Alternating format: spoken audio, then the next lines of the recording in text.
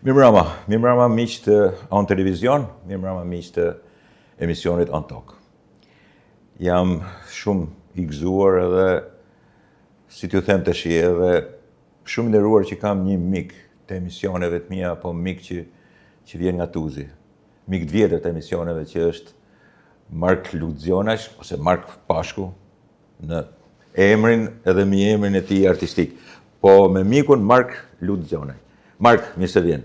Kënaqësi gjithmonë me ju, edhe në emision, edhe në kafe, edhe në përditshmëri, po edhe në Facebook, t'ju ndjek në Instagram, jo si një mik atje, por si një dritare ku shpërfaqen informacione të ndryshme, trajtime temave të ndryshme, cilat gjithmonë janë me sidomos ato që ke qef, ato historike, që ke qef. Historike, sociale, po kryesisht historike. Faleminderit që na bashkova edhe një herë. Po patjetër, Mark, ne kishim një periudhë kohe që nuk po bënin emision, edhe në këtë televizion ke 2 emisione, po edhe në televizionet e tjera ke qenë i ftuar. Ku ka punuar, ke qenë i ftuar gjithmonë dhe je përgjigj ftesës duke bërë nder, duke përfaqësuar realisht atë pjesë të jashtëzakonshme të shqiptarëve në Malzi, po sidomos të Tuzit. Ti e din, Mark, që unë sigurisht kam jo thjesht ndjenjën e patriotizmit edhe përkrahjes. Kjo tash është me kalimin e viteve ka kryer misionin e vet, kjo dihet. Por edhe të marrëvajtjes edhe të administrimit, tash ju jeni një pjesë e administrimit shqiptar aty, e keni fituar me shumë mund, me shumë sakrifica, kështu që edhe kjo ja vlen. Megjithatë sonte kam dëshirë të filloj me një element të aktivitetit tanë, po një element sipas me sipëror, nder, i cili është takimi me kryeministrin e Kosovës, mas një aktiviteti që do na sqarosh. Takimi me kryeministrin e Kosovës Albin Kurti, edhe sigurisht pastaj po flasim edhe për librat, aktivitetin e shumë element tjerë. Çfarë ndodhi, Mark, si u takut, si u boj gatshëm, si u trajtoi? Do të lidhem te hyjtja që fillimisht bëre kontributi për atë dhe unë, për kombin, për gjuhën, për kulturën, nga ana juaj, por edhe nga ana e gjithë shtetasve të Republikës Shqipërisë, shtetit tonë, ka format e ndryshme. Një prej tyre është edhe t'jemi pjesë studiove, aty ku flitet, sepse vetëm ashtu na dëgjohet zëri, dhe është forma më e mirë që njihemi nga hierarkia, qoftë kulturore, qoftë politike, edhe në këtë mënyrë jeni një prej atyre shqiptarëve, pa të marrë me profesion, jo si gazetar, jo si filozof, jo si profesor, por një shqiptar i cili bani aq sa mundeni për afrim, sigurisht, edhe duke mos par dallimet tona as në mosh, po flas bashkarisht, por as dallimet në mentalitet, cilat, siç e bisedojmë shpesh bashk, janë instaluar gjatë viteve ku kemi jetuar në sistemet ndryshme politike.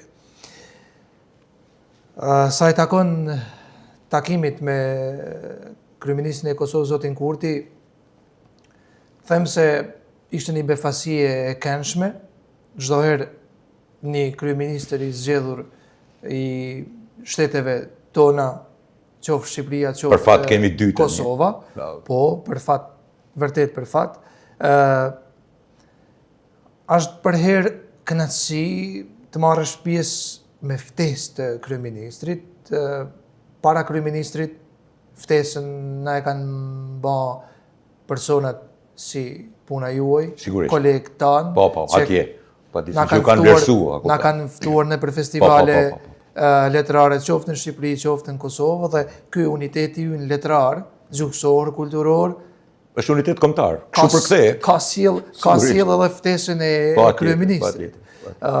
Ishim në festivalin poetik Prishtinës, në edicionin e 4, cilin e organizon Donika Dabishevci, cilin shfrytëzoj rastin ta përshëndes dhe ta falenderoj për një organizim jashtëzakonisht mirë. Por duhet potencoj se ky festival ishte i financuar nga Ministria e Kulturës atje e Kosovës. Pra kishte dorën e shtetit. Ky edicion, ndryshe nga edicionet tjera, kishte natën e hapjes me letërsinë shqipe që krijohet në Maltëzi. Kushtuar. Shumë e rëndësishme. Tash,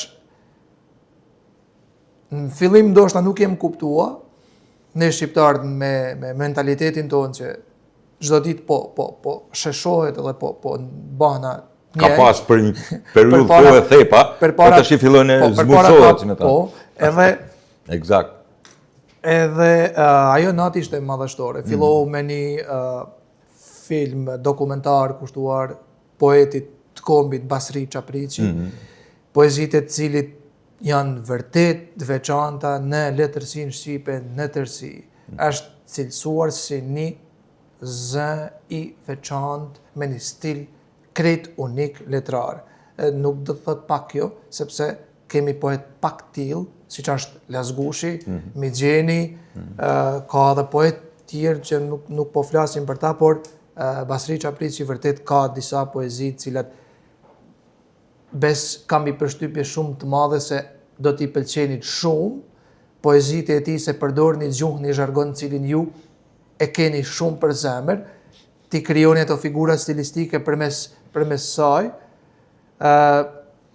dhe pastaj u bisedua për Qosën, do thot u lexon referate për Recep Qosen, për shqiptarët e mëdhenj, kontribuosit e mëdhenj nga Mali i Zi, me praardhje nga Mali i Zi, të letërsisë shqipe në përgjithësi, dhe më në fund ishim edhe ne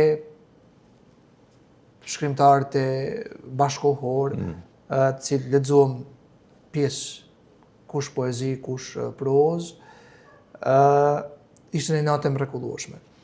Në kuadër të kësaj, kryeministri Kurti gjeti mundësinë që edhe pati edhe dëshiren, duhet ta theksojmë se të na pres në zyrën e tij në kryeministri. Ishte një vizitë për zemërt, një vizitë e mirë, një pritje sa formale, aq edhe jo formale. Pra ju trajtoj si miq aty duke hapur, si më thënë, duke i ikur zyrtarizmit, po themi. Shumë e vërtet. Bilaje përdor një shprehje, po ja heqim, tha, petën laknorit. Meqenëse na nuk bëjmë laknor, nuk e njojmë, por i ushqim tradicional, tha, duhet të flasim. Ne nuk përfaqësonim aty politikën. Sigurisht. Por ne përfaqësonim një pjesë të kulturës, letërsisë, shqiptarëve të Malit të Zi. Minimumi politikën kulturore po e përfaqësoset, kështu që brenda politikës po themi. Aq sa mundi. Eksakt. Ishin shkrimtarë nga Ulqini, nga Tuzi, pra Malësia Andej Kufirit, nga Rozhaja, do thotë ishim nga Mali i Zi, nga të gjitha pothuajse vendet ku jetojnë komunat, ku jetojnë shqiptarët. Biseda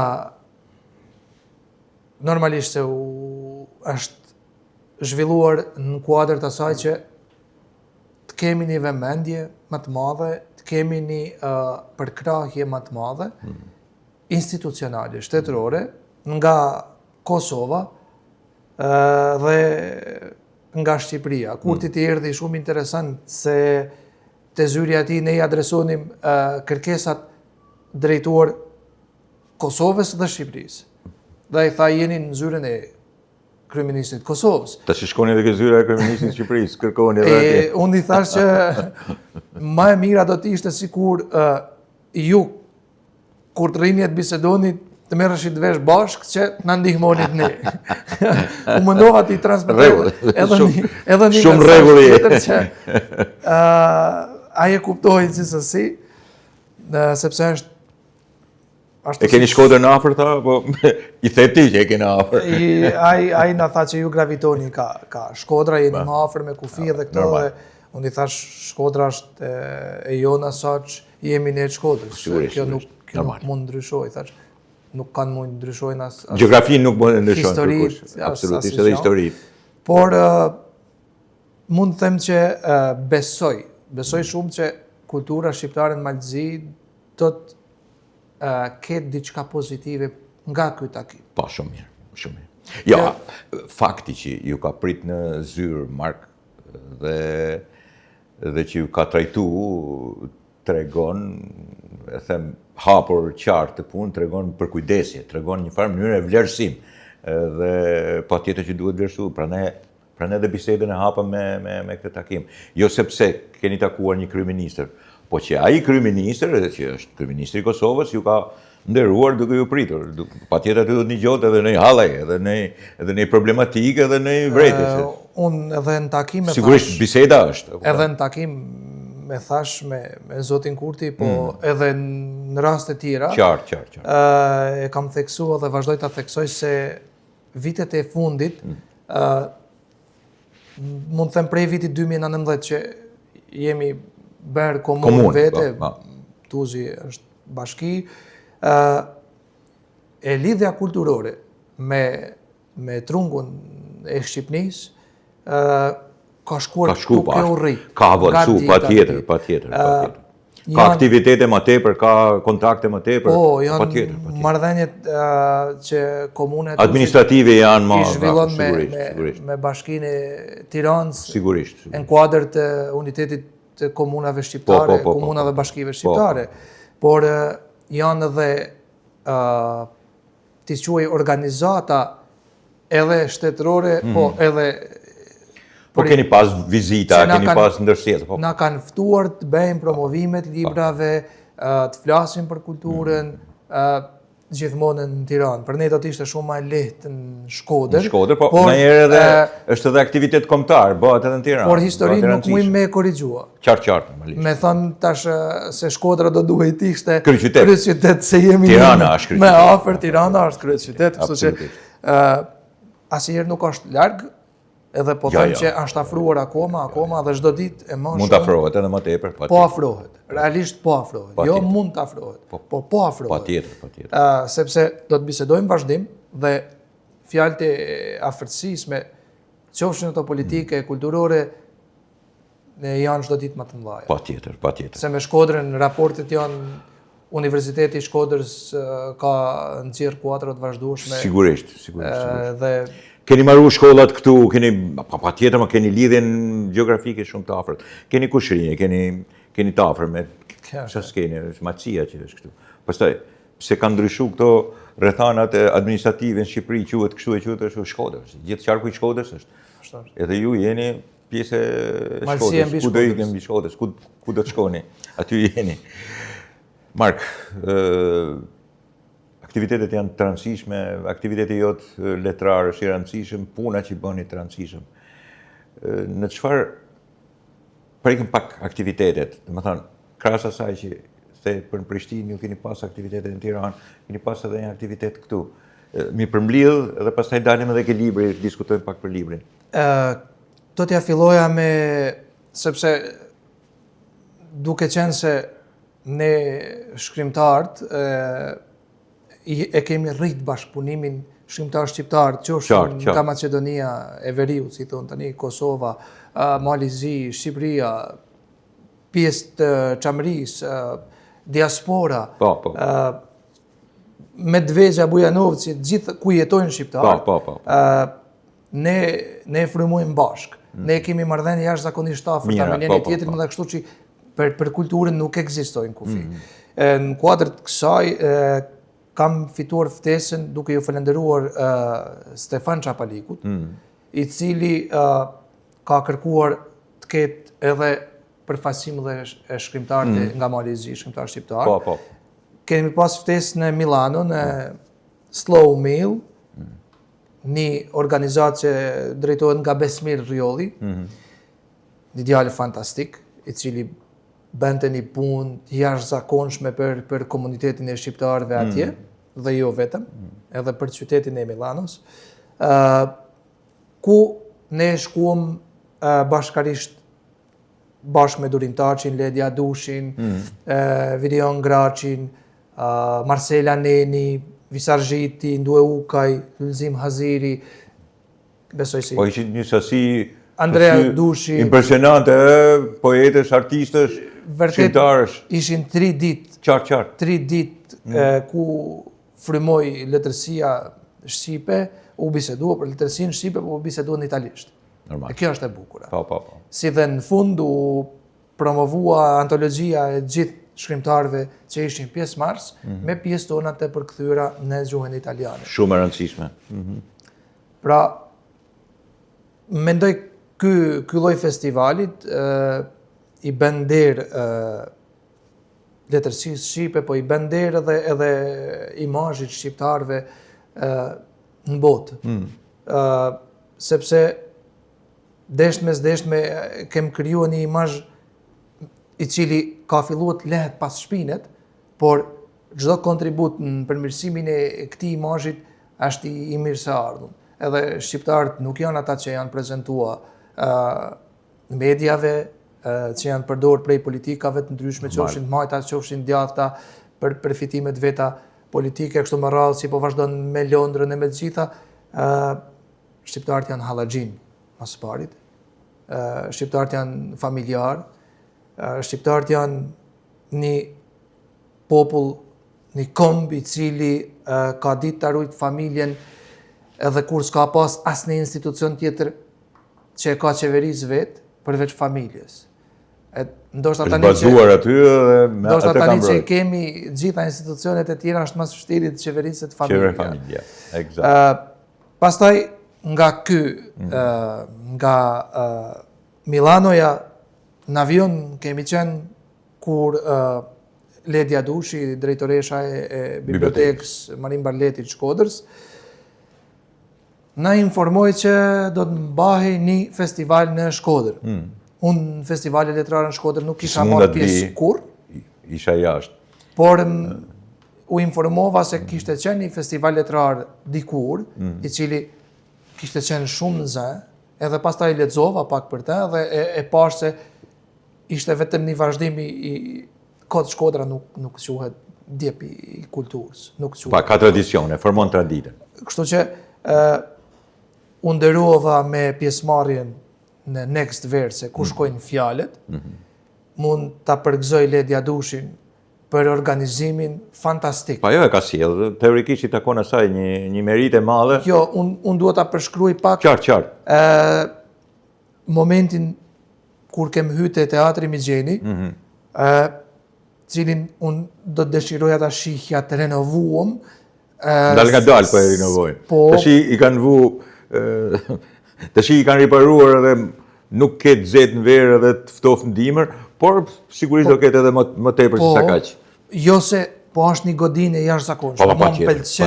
Më pëlqen jashtë maset. Dhe besoj se ja vlen të investohet aty. Po s'ka, nuk e shef këtu afër. Se në Teatër Migjeni duhet ta kalosh gjithë malin e zi dhe nuk do ta gjesh. Jo, nuk e gjen. Pra duhet shkosh diku tjetër, në Kroaci ose. Edhe një sallë që e ka, 100 sa vende e ka. Edhe një histori që janë zhvilluar brenda atij. Po patjetër. Kështu që patjetër dramat e mëdha, komeditë e mëdha, absolutisht. Edhe ajo e kishte bën një organizim fantastik. Gjithë shkrimtarëve na kishte plotësuar ato tekat tona që nuk i kishim menduar, na kishte vendosur fotografi poshtë me disa thënie tona, na bëri sikur ne ishim vërtet rëndësishëm, filozof. Ledja është artiste për këtë punë, patjetër që i organizon mirë. Përveç se është një poete e mrekullueshme, fantastike, e cila është përkthyer në gjuhën malazeze nga Nikol Berishaj dhe në gjuhë të tjera, bëri një organizim fantastik. Mbrëmje me muzikë, me recitime, pastaj vizituam varrezat e Rëmajit. Është hera e parë, vërtet vit tash sa herë në Shkodër, po është hera e parë që shkoj t'i vizitoj, edhe pash jetën e Shkodrës përmes syve të vdekjes. Normal. Kjo është ajo që unë pash aty, edhe atë devastimin e Shkodrës se pash edhe te Varrezat. Edhe afolamentin e sotëm që janë. Bile Stefan Çapaliku na kishte Është emblem, e Shkodrës, nuk no. Kishte bani një libër për vdekjen. Vdekja në letërsi, duke diçka e tillë, cilin na dhuroi aty. Edhe na bani një shëtitje në për Varreza, dhe na bani Ciceronin aty, duke na treguar për historikun, për ngjarjet e ndryshme, për qarri i madh, ose si quhet aty ku janë bërë pushkatimet.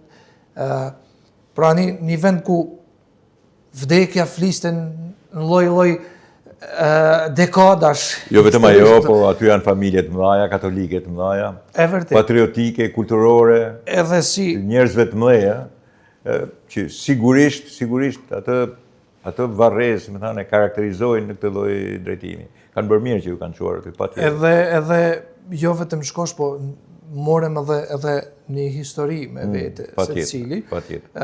Isha shumë më i kënaqur që ishin brenda edhe shkrimtarët nga Kosova dhe Maqedonia, sepse fjalë që i shprehnin ata që kishin ardhur për herë të parë aty, edhe unë isha për herë të parë, por Varreza të tilla nuk kemi parë vetëm në Itali, vetëm në Angli, vetëm në Gjermani, edhe nuk e kem di se në shqiptarët kemë Varreza. Sigurisht, patjetër. Edhe vërtet është ti trajtosh si monumente, e kam fjalën, se ato normalisht janë emocione familjare të cilat aty nuk duhet hyj. Nuk duhen baraspeshu në këtë rast, ato ndahen veç, që sigurisht janë shumë të mëdha, por në aspektin historik edhe në aspektin social filozofik ata janë shumë të rëndësishme në paraqitjen e tyre. Kështu se ky festival letrar, Next Verse, kur shkojnë fjalë, na afroi akoma më shumë. Shtoi edhe numrin e shkrimtarëve nga zona të tjera, edhe u kriju një farë lidhje e cila po shkon drejt një përforcimit, drejt një besoj se shpejti do të ketë lajme lidhur me atë që shkrimtarë shqiptar do të krijojnë. Shumë mirë. Pas këtij është organizuar Festivali Internacional i Poezisë në Rahovec. Jam ftuar atje nga kolegu im dhe pati poet nga India, Anglia, Argentina. A ishte internacional? Internacional, po. Pat nga Malizi, nga Bosnia, normal nga Shqipëria, se ne nuk trajtoheshim si t'jashtëm, po si vendas. Nëse shqiptarët janë shqiptarë, pastaj. Edhe ishte një festival vërtet një ditë sqati, por ishte një festival i mirë ku u botua një antologji e vogël në 2 gjuhë, shqip, anglisht, e cila normalisht do shpërndahet nëpër vendet nga vinin poet. Me siguri një numër i kufizuar, por është edhe online, kështu që shumë mirë. Është diçka e mirë. Pastaj nga festivali në festival. Kam pas ftesën në Fiction Fest, 5 nga Adil Olluri në Prishtinë, përsëri, ku kemi qenë së bashku me Rita Petron, Suad Ariljen nga Shkodra, Besnik Mustafajin, ka qenë një festival me qetë, me pjesëmarrës, numër të pjesëmarrësve të relativisht të madh, por është biseduar për letërsinë, jo vetëm lexime, por është edhe biseduar, ka pas bashkëbisedime, dhe mendoj se ka qenë interesant, i bukur, i suksesshëm. Për ta përmbyllur me festivalin e fundit që kam marrë pjesë te ky i Prishtinës, për cilin bisedova edhe takimin me kryeministrin në fillim. Kështu që letërsia në përgjithësi ka një komunikim. Mark, në aspektin kombëtar, sigurisht gjitha këto që tregove deri tani, shkurtimisht sepse s'mund zgjatemi, kaq lejon emisioni, aq është si minuta. Jo, more shumë mirë, të lej gjithkohën e duhur për këtë pjesë. Po e kisha fjalën që a vere edhe ti duke treguar e kupton se si funksionon në mënyrë të qartë, po të pyes ty se nuk duhet të pyes thjesht ato që po na shohin. Kombëtariteti, ja ky është kombëtaritet. Pse e kërkojmë ne me kaq parrulla të mëdha dhe me kaq pathos të madh, dhe me kaq, si të them tash, me kaq të gjithë bëjmë nganjëherë si super patriotë, e kam qartë. Po a ka patriotizëm më të madh se sa ky i qeti që po bën ti? Keni shkuar atje, jeni të gjithë shqiptarët e trojeve shqiptare, jeni bashkë. Edhe thedhi i janë bukur, ne ishim bashkë, sepse kur janë shqiptarët, janë të ujit, tjerët janë të ujit. Se je shqiptar prej Malizi, se je shqiptar prej Shqipënisë, se je shqiptar prej Kosovës, se je shqiptar prej Maqedonisë, se je shqiptar që vjen edhe nga një vend tjetër i botës, je shqiptar. Po kjo përban atë pjesën kombëtare. Pyetja në fakt është e tillë. E bën më mirë letërsia? E bën më mirë arti këtë punë? Apo i ka met politikës që të shesin mend, nëse të hapet, i thonë Shkodër. Unë mendoj se Shqipëria dhe Kosova, po edhe shqiptarët në Malzi, pse jo, edhe sidomos shqiptarët në Malzi, e në Maqedoni, përjashtoj tjerë, pra shqiptarët në Sanxhak edhe në Preshevë me Medvegje, ata përjashtoj, sepse ata nuk janë në këtë stat. Eksakt. Pra, ata janë më të munduar, me shumë më të padrejta, si me tanë që i kanë. Kështu që ne nuk kemi nevojë me ta bërtasim patriotizmin. Ne kemi nevojë ta bëjmë patriotizmin. Patriotizmi bëhet, advetarizmi, kulturalizmi është diçka që nuk bëhet. Absolutisht. Pra, libri është një pjesë e vogël, po me siguri e rëndësishme si në organizmin e normal. Është letërsia, kultura, arsimi, kulturore, apetarja, gjitha këto janë këngët, filmat, pa zhurmë, e vërtet. Pa zhurmë, pa rrallje shoksit, janë emisionet, janë në studio, bile unë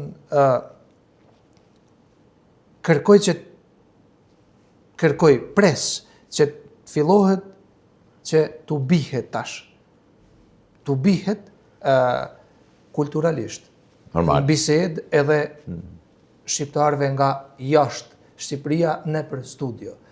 Pra trajtohen njëjtë si gjithë tjerë, jo ma me përkëllëli, nuk ka nevojë, duhet që të bisedohet me ta ashtu si që bisedohet me secilin shqiptar tjetër, dhe duhet t'ju kërkohet përgjithësi ashtu si ju kërkohet tjetër. Normalisht, po tjetër. Nëse letërsia e ban, realisht e ban, edhe nuk e ka bërë gjithmonë. E ka bërë gjithmonë detyrën e vetë, letërsia. Sigurisht.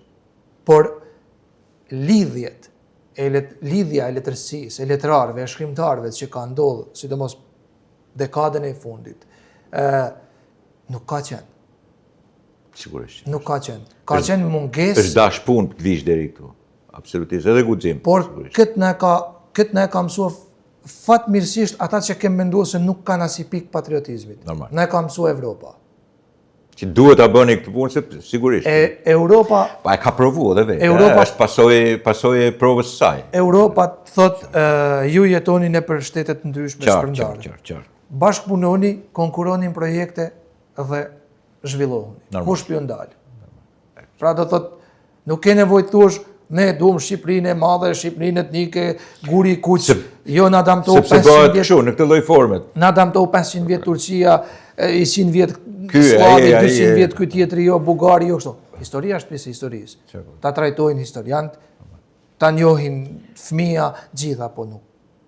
Sot nuk qeverisemi nga askush tjetër vetëm nga shqiptar. Sepse e di ku e kam fjalën Mark, pa bë politikë. Kjo që po bëj tash është pjesë e si me thënë edhe politikës, po më tepër e filozofisë kombëtare. Nuk mundahemi nga politika. Po pra, kur ju takoheni të gjithë aty, nuk dalloheni herë nga krahinat. Absolutisht. 2, nga religioni. Shqiptarët i kanë edhe religionet që i kanë. Kuptoheni, edhe të kuptohen. 3, nga mosha. Nuk kuptohen edhe nga dallimet politike. Se nuk keni shkuar aty merreni me. Pra, na di ka një element shtesë, sublim, i cili i lën jashtë të gjithë pjesët ndarëse. Do të thoshte edhe politika besës ndarëse, edhe religioni ndarës. Po janë ndarës nëse ti do t'i japësh fort. Nëse ti do t'i shosh Do t'i shosh në këtë mënyrë, do bësh si sigurisht shërben edhe për ndamje. A kanë shërby për bashkim? Sigurisht që kanë. Por ama në këto momente kur flasim pikërisht për letërsinë, për poezinë, për artin, për kulturën, për këngën, për filmin, për arsimin, këto elementë zëmusohen, është ajo që thamë përpara, bëhen më të buta, nuk kanë thepa më, nuk shpojnë, nuk gërdhishin. Dhe njëkohësisht nuk shesin, këtë po them, copë nuk shesin as mend. Kur duam ta trajtojmë. E bëjnë qetë. Kur duam ta trajtojmë ndasinë religjioze nga këndveshtrimi religios, normalisht se ai do të jetë shumë i largët. Po tjetër. Por hajde ta shohim kemi komshit, fëqinjtë. Jo, hajde ta shohim. Kemi sot, kemi fëqinj që e bëjnë atë punë. Po. Edhe kërkojnë që të prishin punë ke shqiptarët bile. Nga realitet jynë është ndryshe. Është ndryshe, absolutisht. Sepse secili shqiptar vjen nga një i njëjti trung. Vjen me bindjen e... Nuk e ka djalin e tezës e djalin e halës, por e ka vllaun e ka. Pjesën e ADN-s, pjesën e gjakut ti, absolutisht pra. Aty fillon çdo gjë. Nëse unë kam konflikt me vllaun tim, unë mund ta kem për çështje pronët, për çështje inatit, për çështje zilijet, për çështje konkurrencës në biznes. Gratë na shkojnë keq, mund të jenë shumë gjëra. Po jo për këtë punë. Po për çështjet e religionit. Kjo është i temë e cila duhet larguar një herë e përgjithmonë, po jo vetëm kjo temë, por shumë tema tjera. Ne dëgjojmë karinarizëm apo çdo ditë. Edhe trumpetohet ashtu si këto patriotizmat me zë të madh. Por nuk çojnë kurrë. Nuk çojnë askush. Përkundazi edhe humbi. Mund të marrin qafë një grup të vogël të njerëzve të cilë absolutisht kanë me kuptuar ditë se janë ka shkojnë gabim edhe kanë më kuptuar. Absolutisht. Pash përpara që kapi unë të shi në dorë një libër këtu, edhe sigurisht që ti ke pa tjetër prodhimin intelektual tënë edhe shumë të mirë. Natyrisht që kemi folur më përpara edhe për shumë prodhime, po ky me sa di unë është i fundit, apo jo? Ky është i fundit. Tash mund t'ja bëjmë ditun edhe atyre që kanë. Në këtë rast po e... Mark Pash. Po ta dhuroj. Edhe falenderoj shumë. Ja për shkakun unë do t'jap, po shkrimi im është shumë i keq në krahasim me asu nuk si shkrim doktorash. Për noi fare shkrimi. Falenderoj shumë. Me që edhe unë po t'jap. Kjo është nga të fundit që është pjesë e studimit tim të arkivit edhe të historive. I kam qytë parrëfyme sepse në periudat të ndryshme të kohës, për këtë tani do flasim, për atë po flas vetëm 2 minuta. Në periudat të ndryshme të kohës, edhe në këtë vend, nuk kanë pas dëshirë shumë element cilët janë aty, që janë nxjerrë nga arkivi, shumica. Ti din kam punu aty, kam vite që punojnë trashëgimin. Aty jemi njoft. Aty edhe jemi njoft. Aty mi ke hap dyrë si student. Pa tjetër. Ishte detyra ime që të hapja dyrët e studiusve, letrarve, akademikëve, kush kishte nevojë vinte. Që nuk kishin dëshirë që ti ekzistonte edhe një ky lloj mendimi. Pastaj erdhi ideologjia, nuk i donte. Pastaj erdhi një farë mënyrë demokracia që shpeshherë bëj ironiun, ose demokracia jonë është shpërdorimi i lirisë në përgjithësi, me 1000 vrejtje që bëj, dakord, në rregull, lejohet, gazetarja në fundit, dhe nuk ishin dëshira së ato. Unë i kam mbledh me kujdes, mungojnë shumë, sigurisht, po ai ishte koha, i ke aty. Dedikimin e kemi një shkrim të tmerrshëm, po ta dish që ke fjalë të mira. Edhe nuk harroj ta shkruaj të djalë patriot. Atë nuk do ta harroj kurrë, atë e ke sepse edhe kur ishe më i ri, para vitesh nuk e di sa bëm mark kur ke ardhur për herë të parë. Kur jemi një bashkë? Kur ke ardhur 2012, 2011. Profesor Ardian Marashi më ka nis te ju? Po. Viti 2011. Pra, u bën 15 vjet, e qenë djalë i ri, sigurisht. Djalë patriot, kam thënë. Kështu që pse ta ndroj fjalën. Tash flasim për librin tan. Edhe un kam ditë një diçka me patë Shkodra se patriotizmin është ndryshe kur e ba me veti, edhe është ndryshe kur e gjete te populli. Vetëm se thjesht ne shqiptarëve nga jashtë na është dasht me pa formën se si e ushtrojnë patriotizmin pjesa e shqiptarëve që nuk kemi jetuar me ta. Patjetër. Mark, çfarë profesion, çfarë është frymëzimi për këtë Livjen? Çfarë trajton? Livja trajton familjen. Familjen, rrezikun e shpërbenjes të familjes, sulmet që është rrezik eminent. Po, sulmet që po i bën familjes tradicionale në botë, jo vetëm te na, po vjen e refleks edhe ke ne. Po reflektohet edhe bile me i farë dhunët të hatashme. Është një libër i cili mbron vlerat konservatore. Normalisht se mos kuptohet për gabim, konservatore është me rujt, është me konservu. Normalisht. Vlerën morale. Absolutisht, unë do ta bëj një zbërthim, pastaj nëse ke pyetje më ndërhysh, po personazhi i romanit quhet Livja. Edhe e kam vendos Livjen si femër aty ku ka vendin, në shtyllën e familjes. Gjatë gjithë romanit kërkohet fajtori i largimit Livjas nga familja. Livja para se të lejë familjen, para se të braktis burrin dhe fëmijët dhe vi divorci, ajo fillimisht humbet dëshirën e saj për të bërë art, për të pikturuar, sa është një piktore. Ishte i talent. Largohet nga piktura. Largohet nga vullneti për ta jetuar jetën në thjeshtësinë e saj. Duke kërkuar majat, ajo faktikisht bjen poshtë. Edhe këtu paraqitet femra e ditëve të sotme, në përgjithësi, devastimi i mentalitetit të femrës dhe trasimi i trunit saj drejt një përçudnimit. Po jo vetëm femrës, po edhe të mashkullit i cili tenton të bëhet femër. Shoqërohet patjetër. Edhe të femrës e cila me vrullin më të madh për treguar feminitetin ka dëshirë të bëhet mashkull. Eksakt. Edhe ndarja këtyne burrit dhe gruas e ndan edhe familjen. Pastaj vijnë pasojat te familja. Vjen shpërfytyrimi i çdoditshëm që e shohim te rinia jonë, sidomos te ata që përfaqësojnë mediat. Botoksi është bërë një vlerë e cila po aplikohet, thosë kemi punë me robot. Për mendimin tim, ajo që kam shfaqur aty është se po largohemi nga natyra, po largohemi nga vetvetja. Nuk jem të kënaqur, e kjo është ide e infiltruar në psikologji përmes mediave që i lexojmë mbrapsht, mediat sociale, na lexojmë mbrapsht inteligjencën artificiale, se nuk kem lexuar, se nuk kem bagazh, nuk jem të gatshëm ta pranojmë një bibliotekë aq të madhe botnore ta kemi në dorë. Edhe kur e marrim në dorë na është taksirat. E përdorim keq. Patjetër. Edhe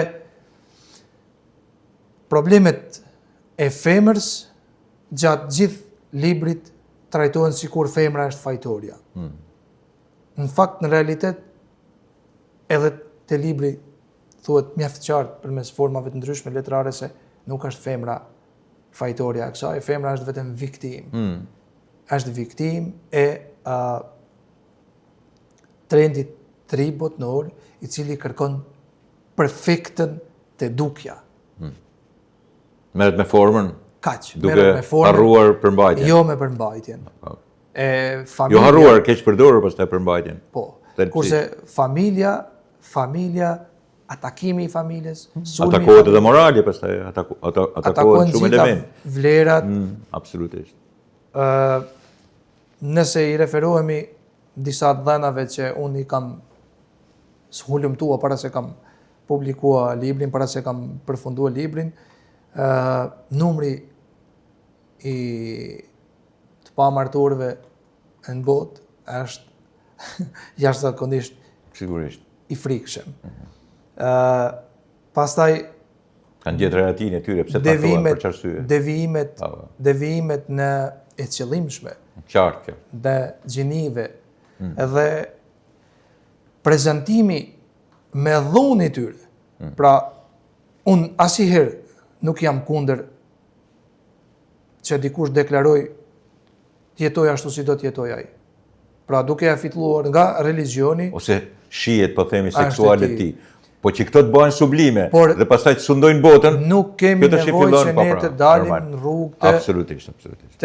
Unë dhe Besi Bekteshi jemi meshkuj, jemi burra. Pse nuk kemi nevojë? Jetoje jetën tënde ashtu si jeton, si ke dëshirë ti, vishu me gjitha gjyrat e... Po nuk mund t'imponohesh.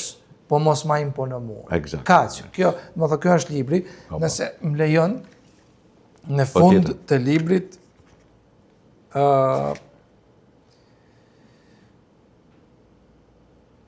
djali i personazhit personazhit kryesor në fund të librit thot sa po mbyllën dritaret, askush nuk foli asnjë fjalë përveç djalit i cili pas disa minutash heshtje beri një i a. Unë jam një gomar dhe kërkoj të drejtat e mia. Të gjithë së bashku kthyen kokën prej tij duke thirrur: O Zot, këtë e dinim. Tha dhe Hera, por nuk besonin se do ta pranojë edhe ti. Edhe pastaj plasi e qeshura. Ju po mbullizoni. Vazhdonte humorin luani. Dua një stall, një gomaric dhe duhet të mbaj peshat renda. Kuptojeni, unë jam gomar. Këto janë rastet vërteta në botë ku njerëzit pretendojnë se janë transformohen në gomar, në breshkë, në qenë, në shkrepse, në çdo gjë të mundshme. Edhe unë nuk jam absolutisht kundër që dikush ta deklaroj veten gomar, por mua mos të ndetyroj të jetoj në stall pranë tij. Kaq. Kjo është një e kanë trajtuar, e kanë cilësuar si guxim, po vetë me jetua, vllau im është thot guxim është thot martohesh. Qartë. Ti e din që te emisioni tjetër ke Prizmësi, po këtu unë trajtoj shpesh edhe politikisht, me politikë merrem në atë emision, edhe filozofikisht, edhe kam trajtuar edhe këtë problem, normalisht. Dhe ajo që trajtoj unë, falenderoj shumë për librin dhe për guximin letrar që tregon, por që brenda tij ka guxim politik dhe filozofik. E kam trajtu këtë në këtë lloj mënyre për të bërë të qartë. Që ne nuk jemi brezi që mohojmë dhe persekutojmë. Ne kemi kaluar këtë kohë. Ne nuk persekutojmë kërken. Edhe shpesh i kemi pas aty në mjedisin tonë njerëz me një farë mënyre shije të ndryshme, deviacion, quaj si dush, nuk du që t'i fyj. Kur shkon puna pastaj që mos quash as femër, as grua, as burr, as mashkull. Kur shkon puna që të krijosh kodekse të cilët në thelbin e tyre prishin moralin. Edhe këto kodekse, 2500 vjeçar, 3000 vjeçar, ti fusesh në shkolla, dhe sigurisht përdorimi i tyre kërkesa të drejtave surplus. Sepse sigurisht kemi në historinë tonë të zhvillimit demokratik asaj që i themi të drejtave të njerëzit. Pse do kërkosh më tepër se të drejtat e njerëzit, se këtu është. Dhe ky është konflikti që kam. Jo konflikti çfarë shihesh hermetike, jo hermetike, seksuale, heteroseksuale ose homoseksuale ka personi. Nuk kam punë, nuk më intereson fare që bën ai me trupin e vet dhe me mendjen e vet. Po më intereson shumë se kërkon më tepër se sa ato që konsiderohen të drejta njerëzore.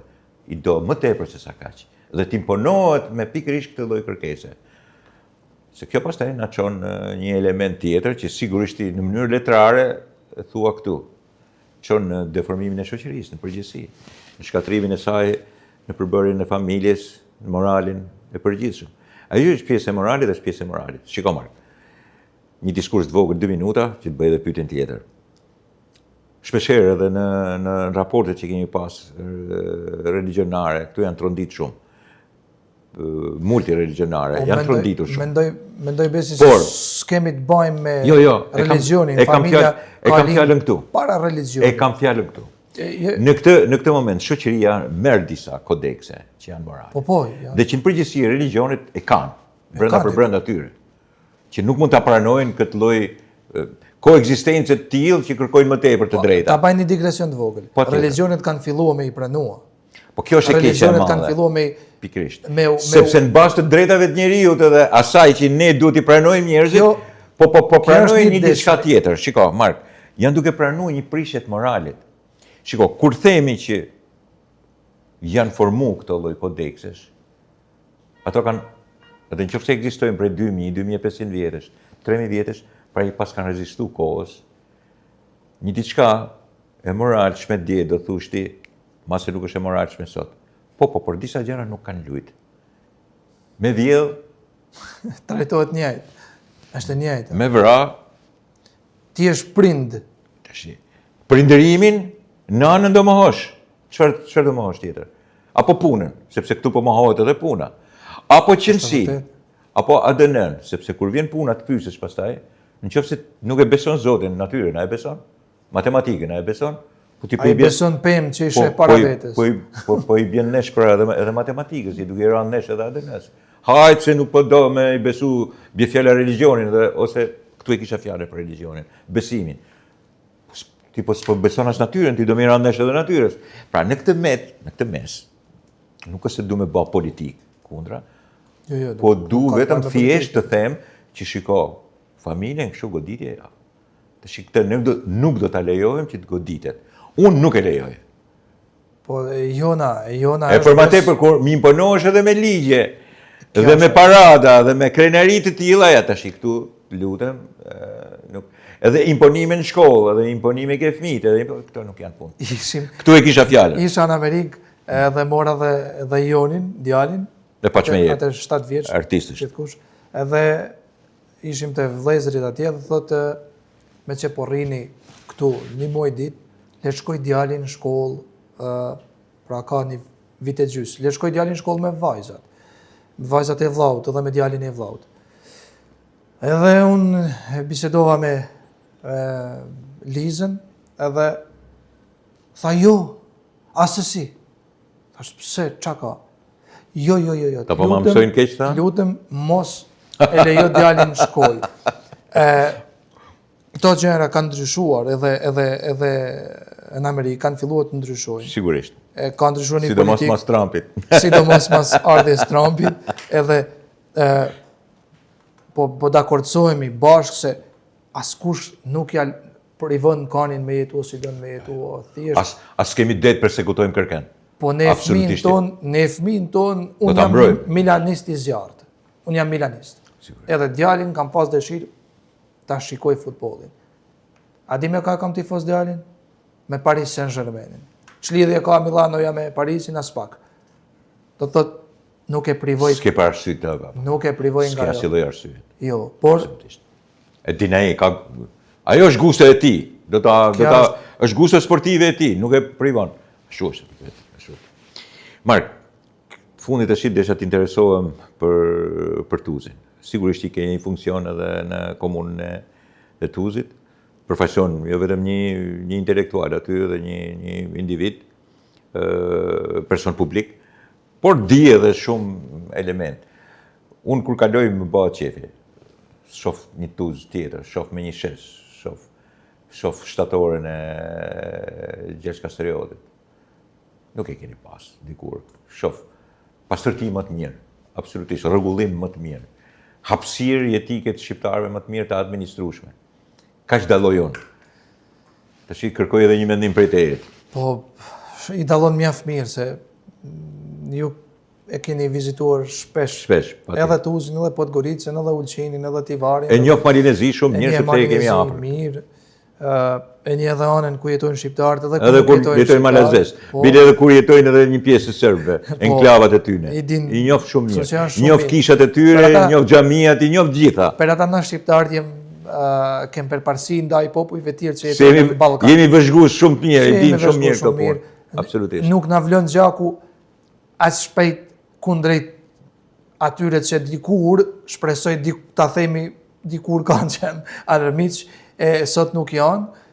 Sigurisht kanë qenë vrasës dikur këtu gene, po kanë kaluar 100 vjet. Por këto janë koha që shpresoj se po vjen viti 2030 dhe antarësohemi në Bashkimin Evropian dhe flasim ndryshe, por janë historitë e vrasjeve dhe vdekjeve, por për fat një farë mënyrë është qetësuar situata. E vërtet, shqiptarët e Tuzi kanë ndryshuar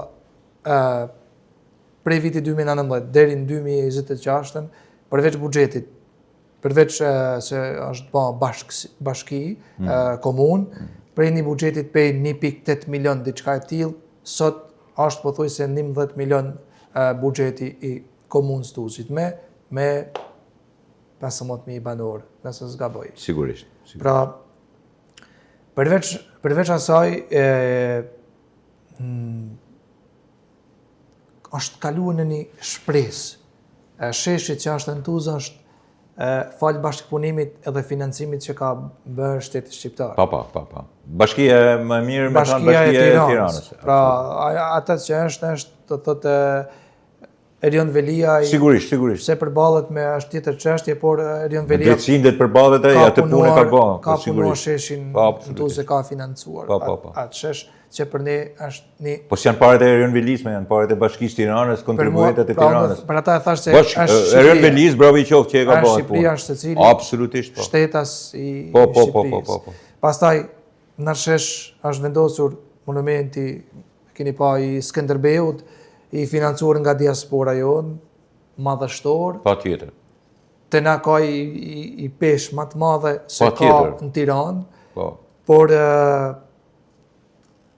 me sheshje mundua që t'jemi një copë Tiranë edhe ne. Jeni një copë Tiranë, aty në me sheshje. Sheshje arsye sheshi Skënderbej. Për 15.000 ai shesh Skënderbej më i madh gati se i Tiranës. Edhe ç'është kënaqësia më e madhe është sa kalojnë vetura sajte e autobus, më besoni që askush nuk ka nalë për para në Tuzë. Qita kanë pasë si tranzit. Sot ka plot, sepse shqiptarët nga Shkodra, nga Lesha, me Tuzën janë mësuar. Nga Vlora, nga Korça, nga Elbasani. Do nalen, do bëjnë fotografi. Nga Saranda, ata edhe nëse s'duhet të ndalojnë ata e shohin Skënderbeun, edhe ndalen, mrekullohen, pini kafe, edhe i ka dhënë një fytyrë tjetër. Keni Nën Terezën? Kemi edhe monumentin e Nën Terezës, po me Nën Terezën s'kemi pas problem për ta vendosur. Qartë, me Kastriotin kemi pas i luftë 5 vjeçare, sepse kurse me këtë është problem. Me Skënderbeun kemi pas i luftë 5 vjeçare për ta vendosur. Ka pas kërkesa prej më të ndryshmeve që të shkruhet edhe në gjuhën malazeze kështu me radhë, po kjo nuk ka ndodhur. Nuk e kemi toleruar.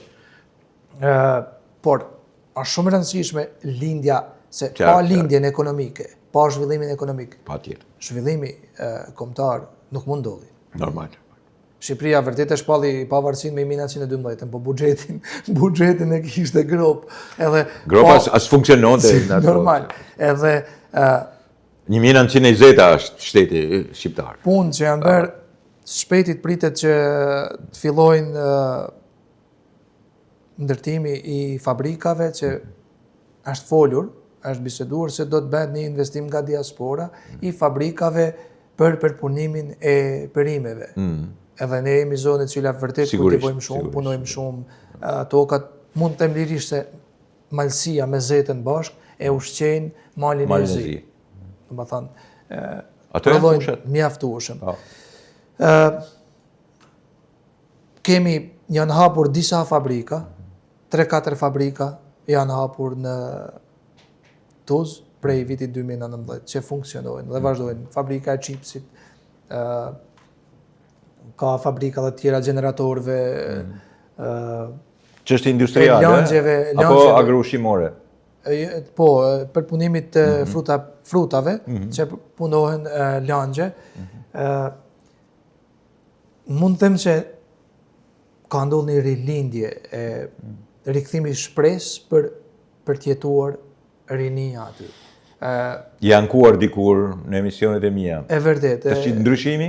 Ndryshimi është shumë i madh. shumë i madh. Rinia jonë e ka mundësinë që specializohet edhe të jetoj aty, që të shkollohet e të jetoj aty, që të kryej vetëm gjimnazin e prap të punësohet sepse kërkohen punëtor mjaft. Pra punë ka boll. Kjo është e vërteta.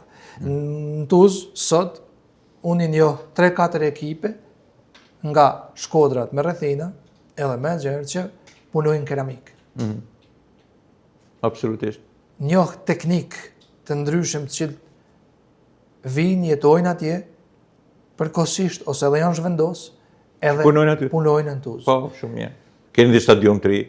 Kem stadiumin e ri, kem një Deqiq i cili ka fituar kupën e Malit Zi, ka fituar kampionatin e Malit Zi, ka shkuar deri në rrethin e tretë për në Kupat e Evropës. Kupat e Evropës.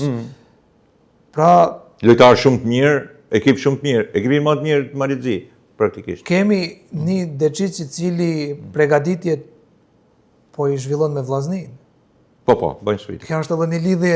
Qartë, po. Futbolli është futboll, lojtarët i kemi nga Serbia, tjetër. I kemi nga Mali Zi, i kemi nga Bosnia, i kemi nga Kosova, nga Shqipëria, nga gjithku. Kjo është diçka normale. Arsimi? Te ne është organizuar ndryshe, por arsimi në Mali Zi dita sa është duke u përmirësuar. Është paralajmëruar hapja e Institutit Albanalogjik në Podgoricë. Ka vite kjo punë dhe akoma nuk e kanë mërrit. Është një vonesë. Tani u vën me sa e di. Shpresojmë që zëvendës kryeministri ta përshpejtojë. Zëvendës kryeministri Xheloshaj edhe nën kryetari i parlamentit zotit Camaj e kanë shtyr këtë projekt edhe është ndarë buxheti, kanë filluar bisedimet dhe siç tha zoti Camaj deri në fund vitit 2026 do të ishte gjë e mirë shumë. Do të hapet. Ne nuk fillojmë nga zeroja, sepse tashmë kemi 2 akademi, kemi 2 institute albanologjike. Bashkëpunuan mjaft mirë, u bë fjalori i madh gjuhësor, kështu që në aspektin kulturor shqiptarët bashkëpunojnë. Unë shpesh më duket sikur kanë frikë pej politikës me bashkëpunojnë njëri me tjetrin. Patjetër. Janë shumë fair në pjesën kulturore, janë zakonisht mirë, absolutisht. Po, absolutisht. Do thot panajiri i librit në Tuzë. Po.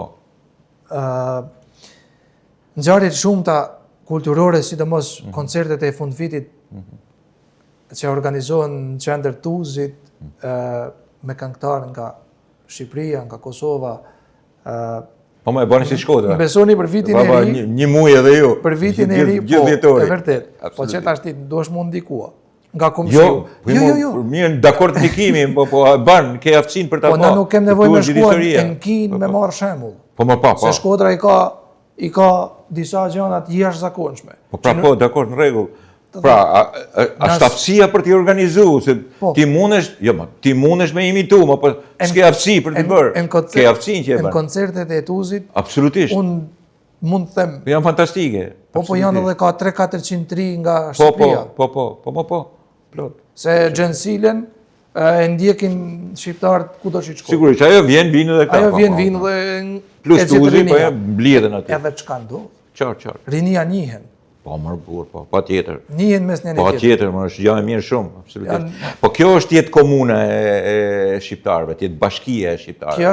Kështu funksionon. Unë ta them që po zgjerohem pak me Po. Edhe pse gravitojmë në një qeveri pro-serbe, shqiptarët e Forumit Shqiptar, do më tha partitë e Forumit Shqiptar, që janë pjesë e kësaj qeveri, që cilësohet dhe është një parti ku janë partitë pro-serbe e kanë bë pushtetin, shqiptarët e kanë domosdoshme të jenë pjesë e qeverisjes. Nuk do të jenë jashtë qeverisë. Jo, se asnjëherë shqiptarët si popull nuk janë, po jem drita më e fortë e rrugës drejt Bashkimit Evropian. Normalisht. Edhe për ata ambasada e Shtetit Bashkuar të Amerikës, në mënyrë të vazhdueshme ka organizuar takime me zotin Xheloshaj. Zoti Xheloshaj është ftuar disa herë në Shtetet Bashkuar të Amerikës, edhe nga drejtori i CIA-s, edhe në Shtëpinë e Bardhë, edhe në Senat. E gjitha kjo për ta kuptuar vërtet se ka po shkon kjo qeveri. Sigurisht.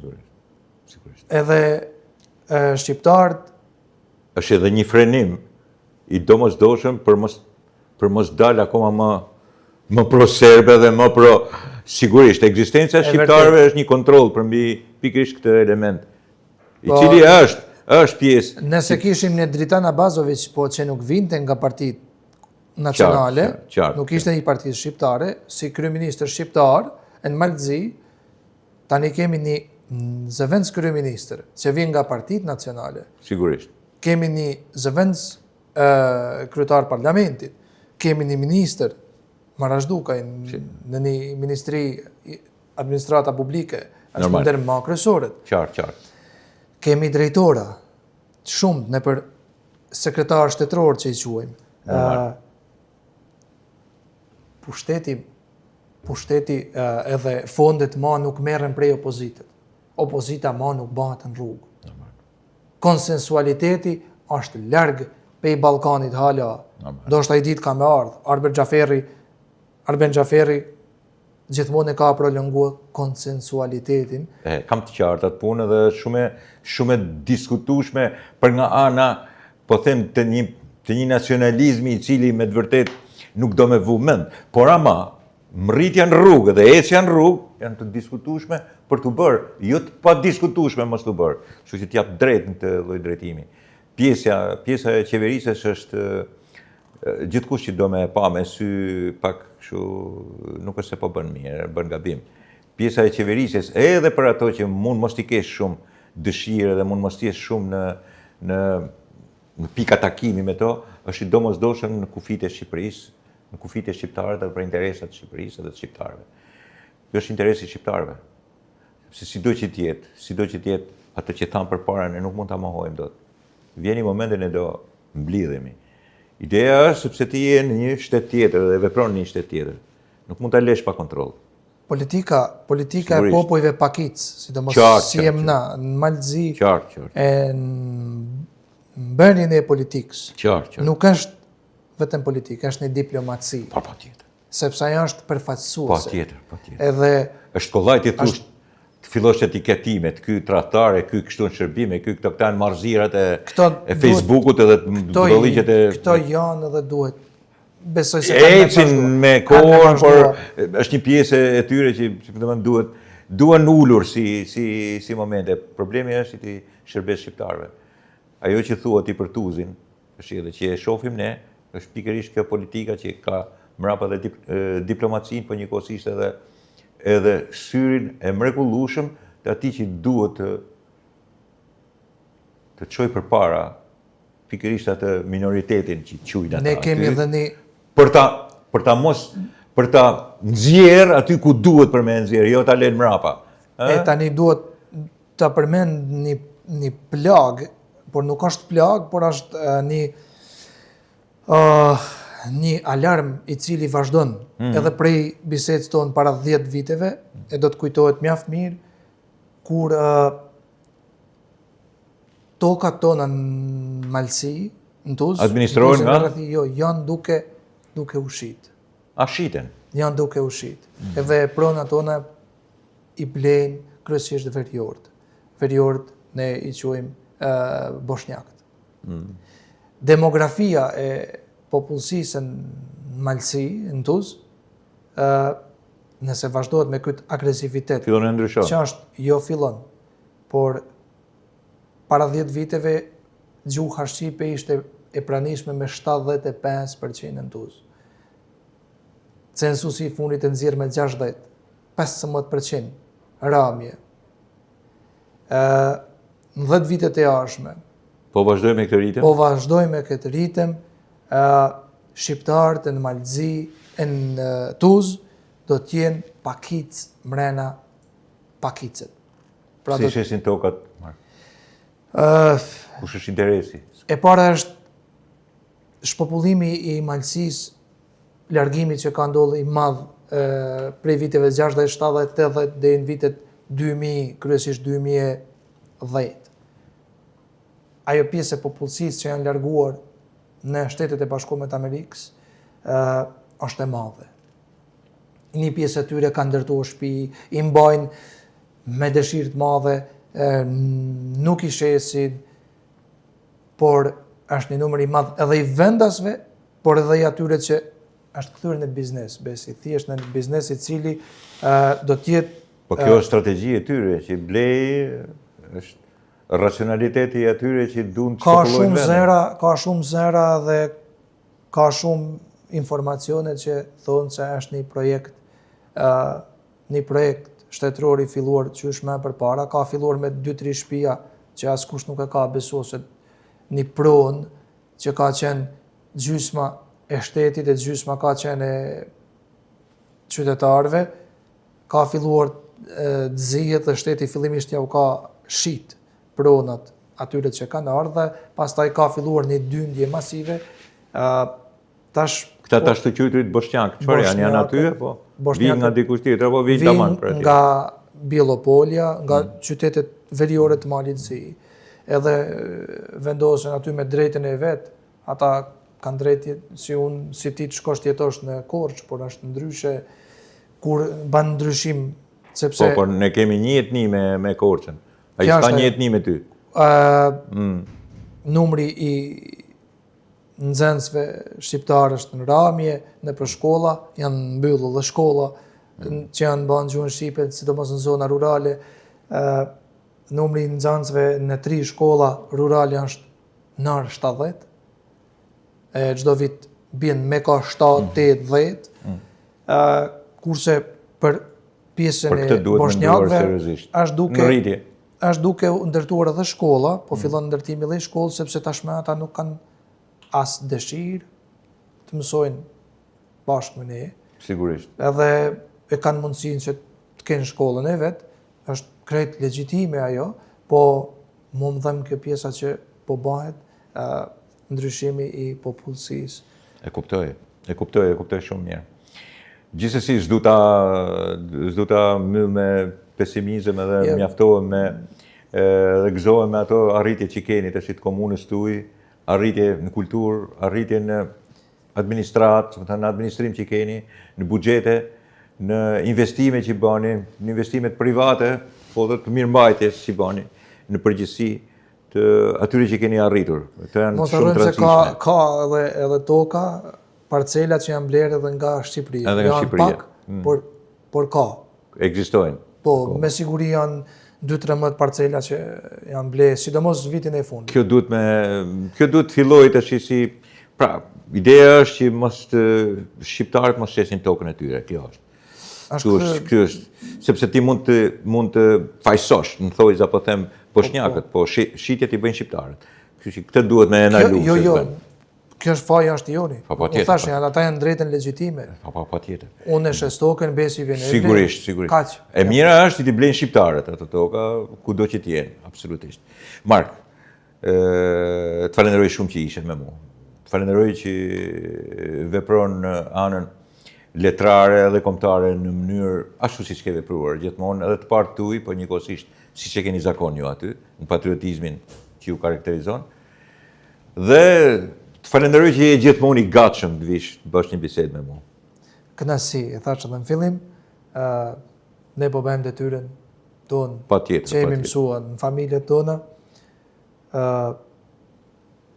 Me siguri se diku të partë e mi me të partë e tu janë takua. Po patjetër do t'jenë. Duke njoftë edhe histori, edhe ngjarje. Patjetër që do t'jenë takua dhe patjetër që kanë vepruar njëkohësisht për atë pjesë patriotike të cilët sigurisht ne kemi nevojë edhe sot e kësaj dite. Mark, falenderoj. Faleminderit. Miqtë On Televizion edhe miqtë On Tok, ishte takimi me Mark Pashko, ose Mark Lutzionaj. Ju jap takim të premten tjetër. Natën e mirë.